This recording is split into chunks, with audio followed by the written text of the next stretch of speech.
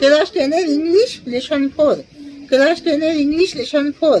মাই 1 2 family. মাই 1 2 family. তোমরা সবাই মন দিয়ে শোনো আর লেখো, সবাই লাইক অ্যান্ড সাবস্ক্রাইবটা দিয়ে দাও। Once I caved in an oak wood, I was looking for a stake. একবার নিঃশব্দে এক ওক গাছের বনে গেছিলাম, খোঁজ করছিলাম এক পুরুষ হরিণের। I meet an old woman, they are all nobly stick and rag. সেখানে এক বৃদ্ধ মহিলার সাথে হলো আমার দেখা, গাটওয়ালা।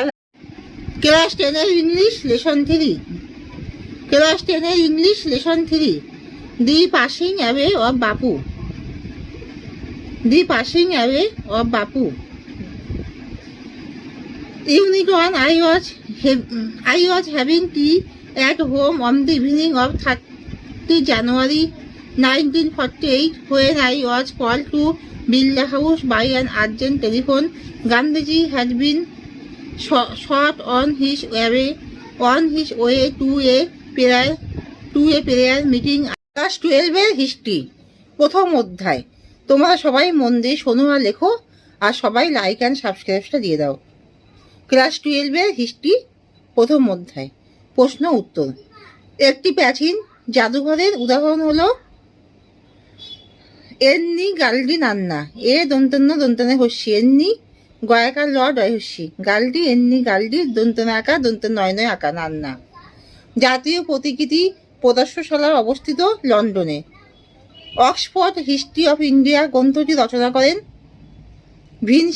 আমি তোমাদেরকে কিছু ইংলিশ ওয়ার্ড মিনিং তোমাদেরকে আমি বলবো, তোমরা সবাই এটা শোনো আর লিখে রাখো। এইগুলো খুবই কাজে লাগে, কিছু ইংলিশ শব্দের মানে।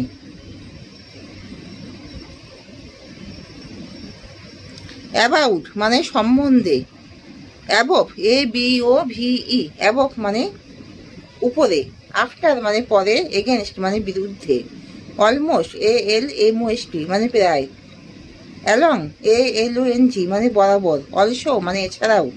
অ্যানি মানে যে কোনো। অ্যানিওয়ান মানে যে কেউ।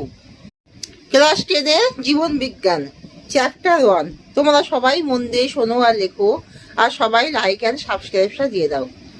সুন্দরী গাছের শ্বাসমূলে চলন হলো এক প্রকার প্রতিকূল অভিকর্ষবর্তী। টপিক চলন সম্পর্কিত নিচের কোন বক্তব্যটি সঠিক তা নির্বাচন করো। ডি হলো এটি উদ্দীপকের গতিপথ দ্বারা নিয়ন্ত্রিত আবিষ্ট বক্র চলন। অক্সিন হরমোনের রাসায়নিক উপাদান হলো কার্বন, হাইড্রোজেন, অক্সিজেন ও নাইট্রোজেন। বল ও সংকেত সন্ধি দেখা